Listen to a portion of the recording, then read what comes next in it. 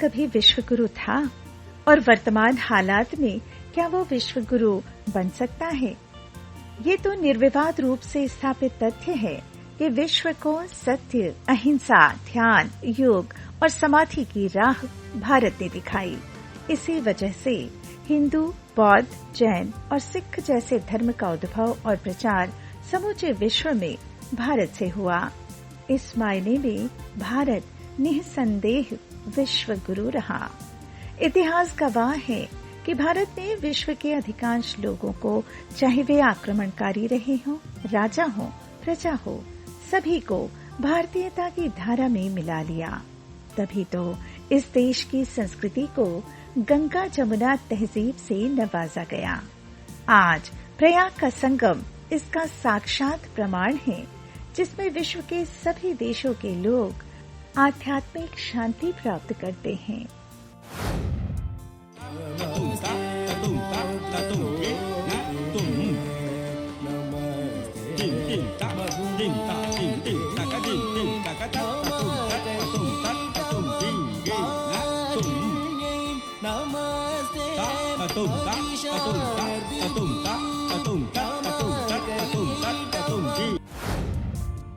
हमें ये समझना होगा कि भारतीयता ही हिंदुत्व और हिंदुत्व ही भारतीयता है।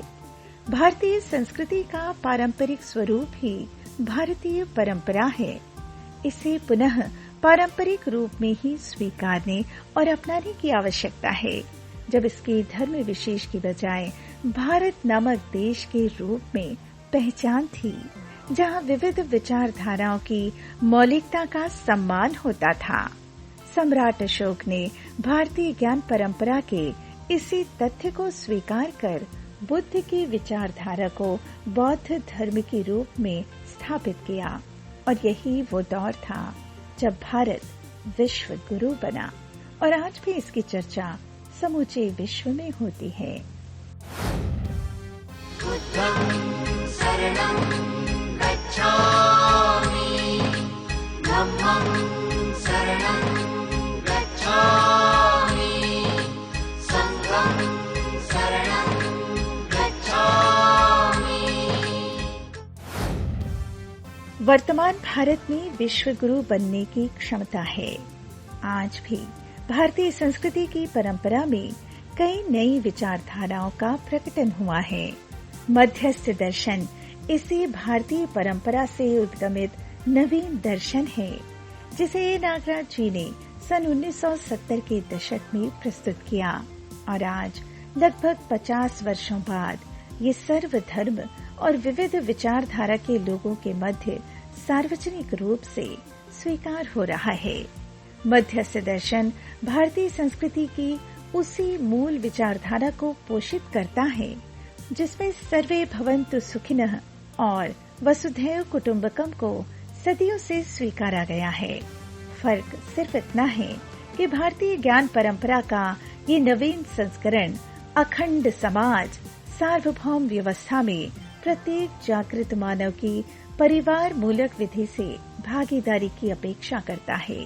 प्रत्येक परिवार की भागीदारी ऐसी हो कि परिवार समूह, ग्राम स्वराज्य परिवार से लेकर विश्व राज्य परिवार की भागीदारी निरंतर सुखी, समृद्ध, जागृत मानव परंपरा में हो। जागृत मानव समझदारी, ईमानदारी और जिम्मेदारी पूर्वक अखंड समाज, सार्वभौम व्यवस्था में भागीदारी पूर्वक विश्व को नई राह प्रदान कर सकता है। हमारा स्वराज्य की बात ये शुरू हुई परिवार से शुरू हुई। ऐसा 10 परिवार के बीच में स्वराज्य, ऐसा 10 टोली के साथ स्वराज्य, ऐसा बढ़ते बढ़ते विश्व स्वराज्य 10 को जोड़ते जाए। उसको नाम दिया है परिवार 10 है, 10 समझदार व्यक्तियों का परिवार में स्वराज्य प्रमाणित होना। क्या प्रमाणित होता है? कुछ है स्वराज्य का पहला खेप है समाधान, समृद्धि। ये 2 चीज हर परिवार का प्रमाणित हो। उसके बाद यहाँ से हम चलते हैं, चल करके एक देशव्यापी विधि से हम यदि स्वराज्य को प्रमाणित करना शुरू करते हैं। समाधान संबंधी अभय प्रमाणित करो। विश्वव्यापी विधि से हम पहुंच जाते हैं, तब समाधान संबंधी अभय सहस्त्र प्रमाणित करो। चारे बार प्रमाणित करते हैं। मानव का लक्ष्य चार है, इससे पांचवा कोई लक्ष्य बोलता नहीं। इन चार लक्ष्यों को प्रमाणित करना ही स्वराज्य का स्वरूप। इस ढंग से स्वतंत्रता स्वराज्य थोड़ा सा एक सूचना के रूप में आप तक पहुंचा है।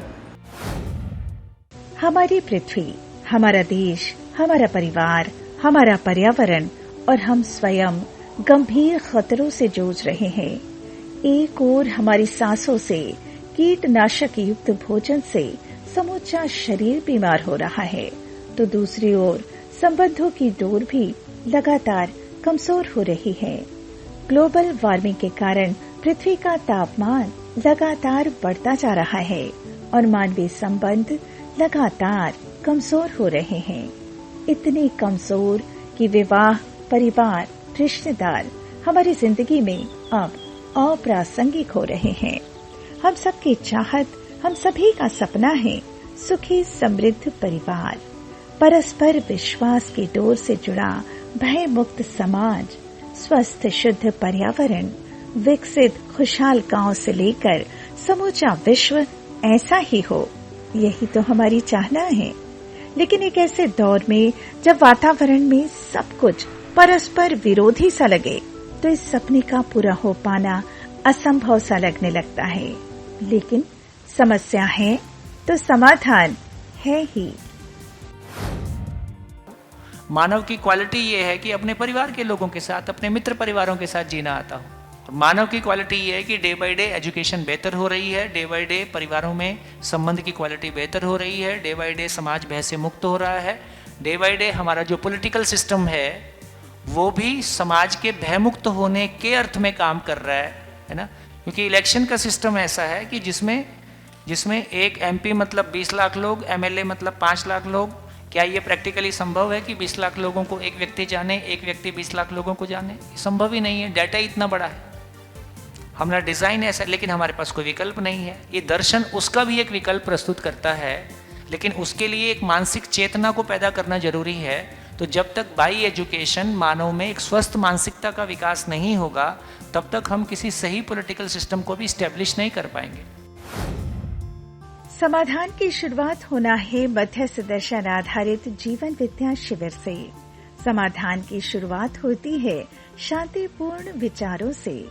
ऐसे विचारों से परिचित होने अब गांव-गांव और शहर-शहर में शिविर होने लगे हैं परिवार मूलक स्वराज्य व्यवस्था के लिए। सुखी समृद्ध गांव से सुखी समृद्ध विश्व परिवार व्यवस्था को सरल शब्दों में समझाया जाता है इन्हीं शिविरों में। तो अपने घर में एक विचार का आदान प्रदान होना, उसका नाम है संस्कृति। वैसे हमारे आचरण व्यवहार होंगे, इसको कहते सभ्यता। इस प्रकार की दर्शन की विधियों से हम अनुभव में धीरे धीरे अग्रसर होते हैं और ऐसा संविधान हमको समझ में आने लगता है। इस तरह से स्वास्थ्य है, उत्पादन है, विनिमय है, न्याय सुरक्षा है, ऐसे पांचों आयामों में हमको काम करना, उसे कहते हैं कैसे। उसको हम स्वराज्य नाम ले सकते हैं। यही स्वराज्य है। स्वराज्य का आधार है स्वयं में व्यवस्था और मानवत्व सहित परिवार व अखंड समाज व्यवस्था में भागीदारी करना। मध्यस्थ दर्शन के प्रकाश में परिवार मूलक स्वराज्य व्यवस्था का अर्थ बहुत ही सुगमता से स्पष्ट होता है। स्वराज्य को समझने जाते हैं तो कहाँ से शुरुआत होगी स्वराज की? स्वयं से, स्व से। और स्व को पहचानने जाते हैं तो कहाँ है पहचानने का आधार? अपने स्वत्व को पहचानना है। स्वत्व को पहचानने के लिए गए तो समझ में आया कि मैं अकेला स्व नहीं, मैं शरीर के साथ हूँ, इसलिए नाम है मानव, मानवत्व। तो मानवत्व को समझते हैं और मानवत्व जिस तरह से किसी तंत्र में जीता है, जो स्व है ये तंत्र में जब जीता है, स्वतंत्रता, तो स्वयं किसी तंत्र में व्यवस्था में जीता है, उसका नाम है स्वतंत्रता। इसी को कहा व्यवस्था में जीना। और जब स्वतंत्रता पूर्वक जीते हैं तो उसका कोई वैभव है, उस वैभव का नाम है स्वराज्य, हमारा राज। अच्छा, बोलचाल की भाषा में शब्द काफ़ी चलता है ना, अपना क्या, अपना राज है, अपनी मौज है। तो अपना राज, अपनी मौज, ये बोलने की भाषा है, बट इसके मूल अर्थ को देखने की कोशिश करें तो वो मूल अर्थ है स्वयं के वैभव के साथ जीना।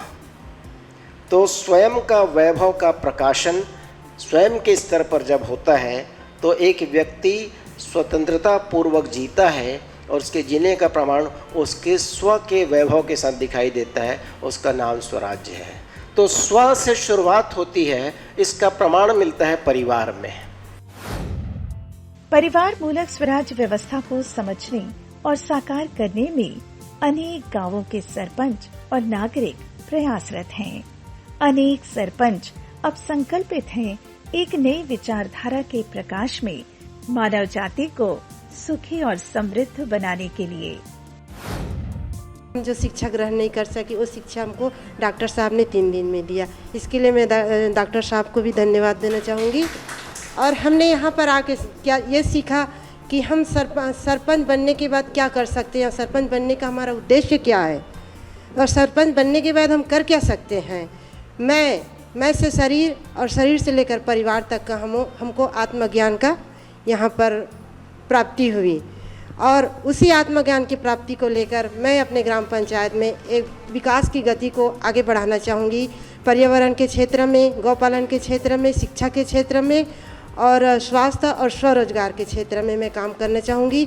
इसके ये अनुसरण भी मुझे शासन प्रशासन का सहयोग मिला और मेरे ग्रामवासियों का सहयोग मिला और मैं अपने ग्रामवासियों को घर से लेकर पूरे गांव को एक परिवार बना सकूं, इसी में मैं कामना रखूंगी और खुशी होगी।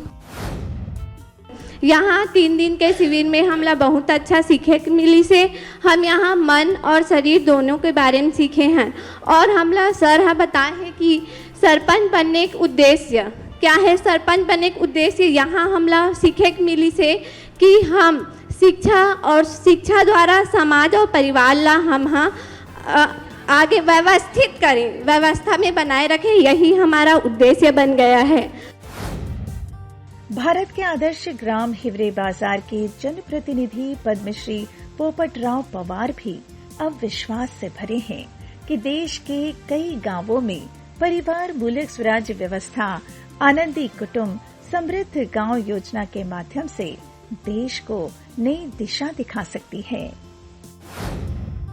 मध्यस्थ दर्शन के विचारधारा से एक स्वावलंबी परिवार और प्रकृति और ग्रामीण विकास, तो हम तो हिवरे बाजार में कर ही रहे थे, तो चलो इसकी एक काफ़ी अच्छी मूवमेंट बनाने के लिए कैसा एक काम आएगा, तो इसे हिवरे बाजार में पहली 1-2 बैठक हो गई, एक राष्ट्रीय स्तर का एक शिविर भी हुआ, इससे काफ़ी अच्छा फ़ायदा हुआ। और आज 7, 8 और 9 दिसंबर को हिवरे बाजार में मध्यस्थ दर्शन के सभी महानुभव हिवरे बाजार आ रहे हैं और इसमें एक प्रकृति, हैप्पीनेस, ग्रामीण विकास, पंचायती राज और राष्ट्र निर्माण की एक संगोष्ठी वहाँ पर होने जा रही। मध्यस्थ दर्शन के प्रकाश में परिवार मूलक स्वराज्य व्यवस्था को आप भी आसानी से समझ सकते हैं। हिवरे बाजार में 8 से 10 दिसंबर को जब यहाँ एकत्र होंगे गुजरात, महाराष्ट्र, छत्तीसगढ़ और मध्य प्रदेश सहित देश के कई राज्यों के जिम्मेदार जनप्रतिनिधि और सामाजिक कार्यकर्ता। अधिक जानकारी के लिए ज्वाइन करें हमारा व्हाट्सएप ग्रुप और विजिट करें हमारी वेबसाइट। तो बने रहिए हमारे साथ और हमारे चैनल को सब्सक्राइब कर लीजिए और हाँ, बेल आइकॉन प्रेस करना ना भूलिएगा। तो फिर मिलते हैं अगले सप्ताह इसी दिन इसी समय। तब तक के लिए नमस्कार।